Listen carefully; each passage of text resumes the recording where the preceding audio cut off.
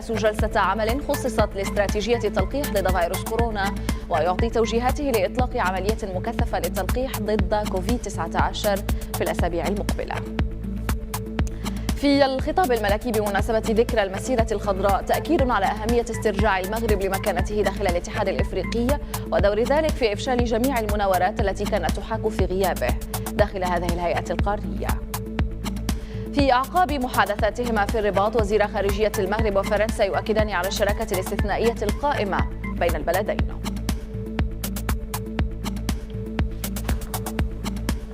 أهلا بكم معنا إلى تفاصيل هذه النشرة. نبدأ من المغرب، حيث ترأس الملك محمد السادس بالقصر الملكي بالرباط جلسة عمل خصصت لاستراتيجية تلقيح ضد فيروس كورونا.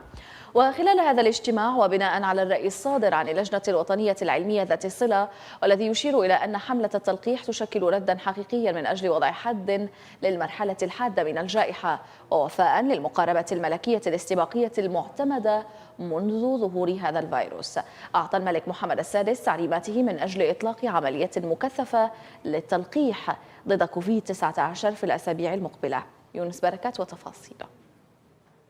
أعطى الملك محمد السادس توجيهاته من أجل إطلاق عملية مكثفة لتلقيح ضد فيروس كوفيد-19 في الأسابيع المقبلة، بناء على الرأي الصادر عن اللجنة الوطنية العلمية ذات الصلة، والذي يشير إلى أن حملة التلقيح تشكل ردا حقيقيا من أجل وضع حد للمرحلة الحادة من الجائحة. هذه العملية الوطنية الواسعة النطاق وغير المسبوقة تهدف إلى تأمين تغطية للساكنة بلقاح كوسيلة ملائمة للتحصين ضد الفيروس والتحكم في انتشاره. فحسب نتائج الدراسات السريرية المنجزة أو التي توجد قيد الإنجاز، فإن سلامة وفعالية ومناعة اللقاح قد تم إثباتها. وهكذا فإن هذه العملية من المنتظر أن تغطي المواطنين الذين تزيد أعمارهم عن 18 سنة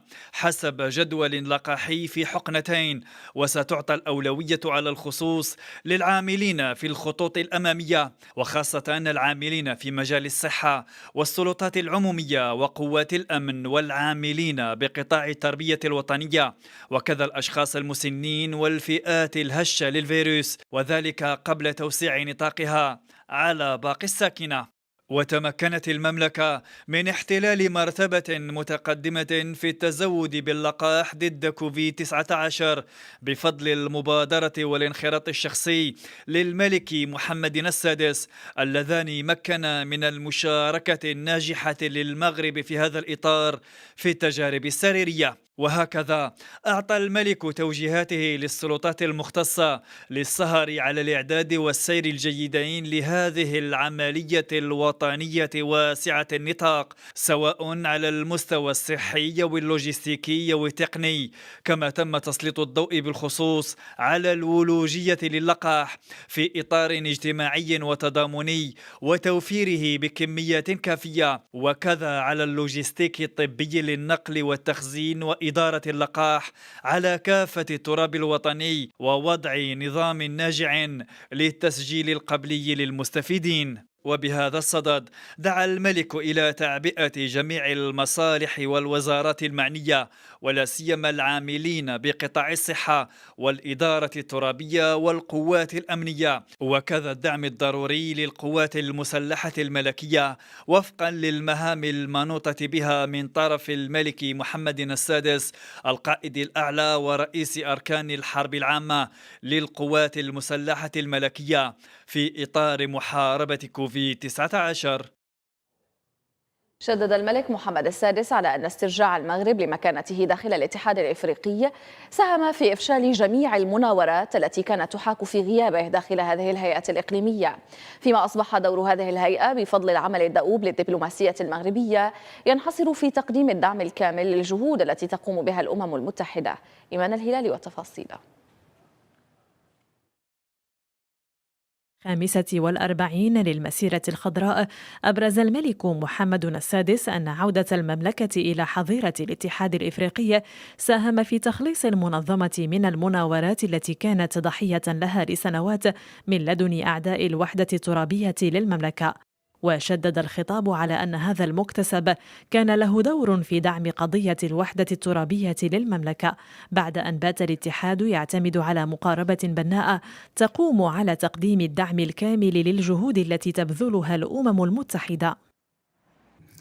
أما على مستوى الاتحاد الإفريقي فقد تخلصت هذه المنظمة بفضل رجوع المغرب إلى بيته الإفريقي من المناورات التي كانت ضحيتها لعدة سنوات، وأصبحت تعتمد على مقاربة بناءة تقوم على تقديم الدعم الكامل للجهود التي تبذلها الأمم المتحدة بشكل حصري من خلال أمينها العام ومجلس الأمن.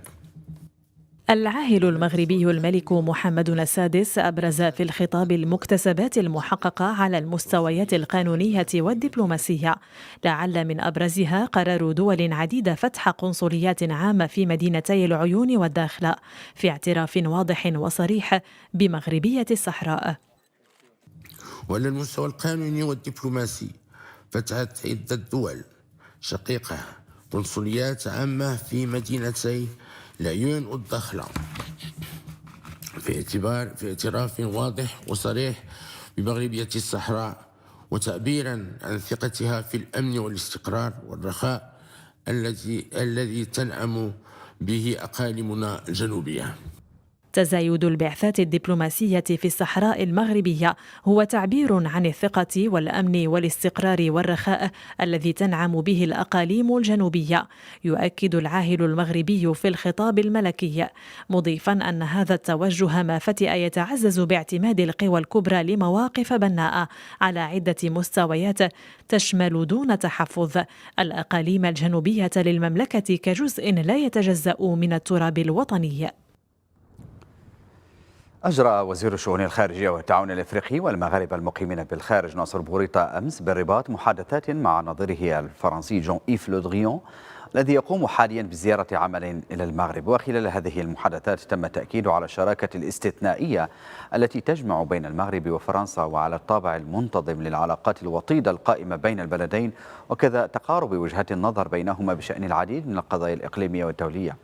وقال بوريطة إن مباحثاته مع نظيره الفرنسي شكلت فرصة لتقديم لمحة عامة له عن تطورات قضية الصحراء، لا سيما بعد المصادقة على القرار الجديد لمجلس الأمن. وأضاف بوريطة أنه ناقش مع الوزير الفرنسي ملف العلاقات الثنائية بين البلدين، كما أكد بوريطة على التعاون الوثيق بين المغرب وفرنسا في مجال مكافحة وباء كورونا.